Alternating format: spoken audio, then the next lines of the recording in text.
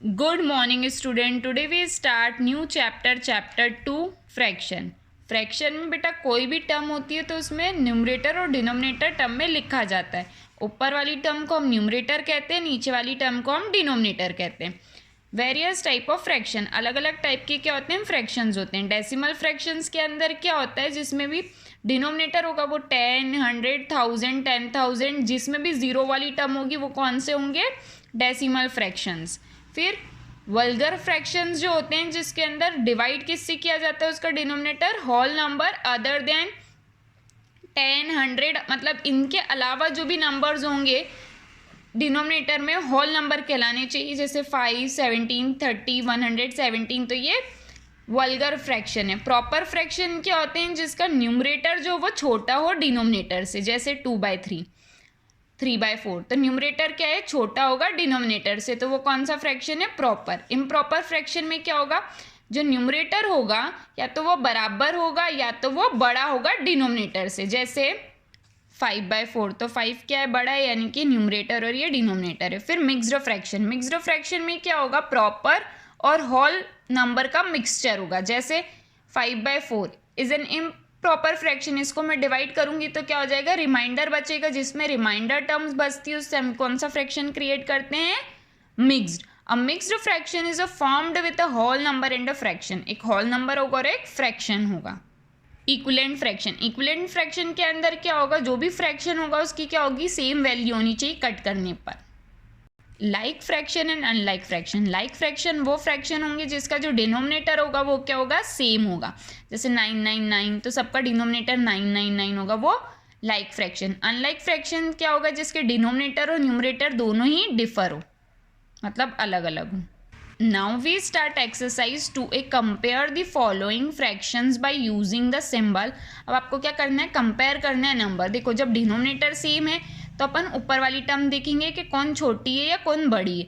जो बड़ी होगी उसकी तरफ मुंह ओपन. लेकिन जब डिनोमिनेटर डिफर है तो अपन क्या करेंगे, एलसीएम लेंगे, फिर इसको इक्वल बनाएंगे और फिर सिंबल पुट करेंगे. तो देखो सबसे पहले 11/9 और 5/9 डिनोमिनेटर सेम था, तो बड़ा कौन था, 11, तो उसकी तरफ मुंह ओपन. लेकिन इसका डिनोमिनेटर डिफर थे तो हमने एलसीएम लिया. एलसीएम लिया तो 15 और 105. सबसे पहले सबसे छोटी टर्म से स्टार्ट करते, 3 5 जा 15, 3 की टेबल से क्या 35, फिर 5 से क्या 1, 5 से क्या 7 टाइम्स 35 है, फिर 7 से क्या 1 और 7 से क्या तो 1 और 1 का 1. इन सबको मल्टीप्लाई करेंगे तो आंसर जो आएगा 105. तो 15 की टेबल में कितनी बार आता है, 3 5 से 15, 7 बार. तो 7 न्यूमरेटर में करेंगे और डिनोमिनेटर में करेंगे. जो चीज़ आप डिनोमिनेटर में मल्टीप्लाई करते हो वही आपको न्यूमरेटर में भी करनी है. 17 इंटू 7, 15 इंटू 7, 119 इंटू 1, क्योंकि 105 से 105 ही अपने आंसर तो 1 से किया.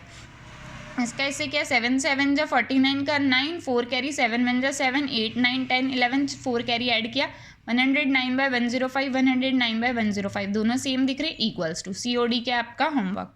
Question 2. Arrange the following fraction in ascending order. और असेंडिंग यानी कि छोटे से बड़ा. तो आपको डिनोमिनेटर दिख रहे हैं सबके अलग अलग, तो सबसे पहले क्या करोगे, एलसीएम लेके इक्वल बनाओगे. तो फर्स्ट ऑफ ऑल हमने डिजिट्स राइट डाउन की. Taking LCM of 5, 10, 15, 20 is 60. तो एलसीएम आपको इसी तरीके से राइट डाउन करके लेना है. तो 60 आया. अब 5 की टेबल में 60 कितनी टाइम्स आता है, 12 टाइम्स. तो यहाँ पे मल्टीप्लाई 12 का किया डिनोमिनेटर में, तो न्यूमरेटर में भी 12 किया, कॉमा लगाए. 10 की टेबल में 60 कितनी बार आता है, 6. तो 6 न्यूमरेटर में और 6 डिनोमिनेटर दोनों में लिखेंगे. फिर 15 की टेबल में 60 कितनी बार आता है, 4. तो 4 डिनोमिनेटर न्यूमरेटर दोनों में लिखेंगे. 20 की टेबल में 3 टाइम्स, तो 3 न्यूमरेटर डिनोमिनेटर दोनों में लिखा. मल्टीप्लाई किया, 12 4 जा 48/60, 6 7 जा 42/60, 44/60, 17 3 जा 51/60. अब इसको अरेंज कर देंगे हम असेंडिंग ऑर्डर में, मतलब छोटे से बड़ा, यानी कि 42/60, 44/60, 48/60 और 51/60. ये हाँ तक भी आप लिखोगे तो करेक्ट है. और आप चाहो तो इसका जो ओरिजिनल नंबर है, जैसे 42 किसका आंसर है, तो 42 किस वाले की जगह आया है, 7. तो 7/10, फिर 4/5, ऐसे आप अरेंज कर सकते हो. तो सबसे पहले क्या आएगा, 7/10, फिर 11/15, फिर 4/5 और फिर 17/20.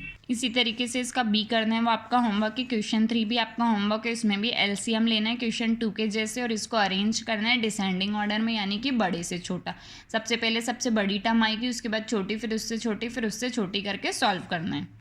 Question number 4, right 5 equivalent fraction of 3/5। आपको कितने इक्विलेंट फ्रैक्शन बताने हैं? 5 ऑफ 3/5। जब भी इक्विलेंट फ्रैक्शंस बताने होते हैं तो सबसे पहले सबसे छोटी टेबल का मल्टीप्लाई करते हुए हम आगे बढ़ते हैं। तो डिनोमिनेटर में भी और न्यूमरेटर में दोनों में भी करेंगे, यानी कि सबसे छोटी टेबल क्या होती है? 2। तो 3/5 इंटू 2 ऊपर नीचे दोनों तरफ, यानी कि सबसे पहले डिनोमिनेटर में फिर न्यूमरेटर में। 3 2 ज़ा 6/10। फिर 3/5 डिजिट वही रहेगी। अब 2 के बाद कौन सी टेबल आती है? 3। तो 3 ऊपर नीचे दोनों तरफ, 3 3 ज़ा 9/15। फिर 3/5 अब कौन सी टेबल आती है? 4। तो दोनों तरफ क्या? 12/20। फिर 5 से किया तो क्या हो गया? 15/25। फिर 6 से किया तो कितना हो गया? 18/30। हमको 5 इक्विलेंट फ्रैक्शन निकालने थे, हमने निकाल लिया। The equivalent fractions of 3/5 is 6/10, 9/15, 12/20, 15/25, 18/30। आप लोगों को क्वेश्चन नंबर 1 2 3 4 अपनी कॉपी में सिस्टमैटिक तरीके से नोट डाउन करना है।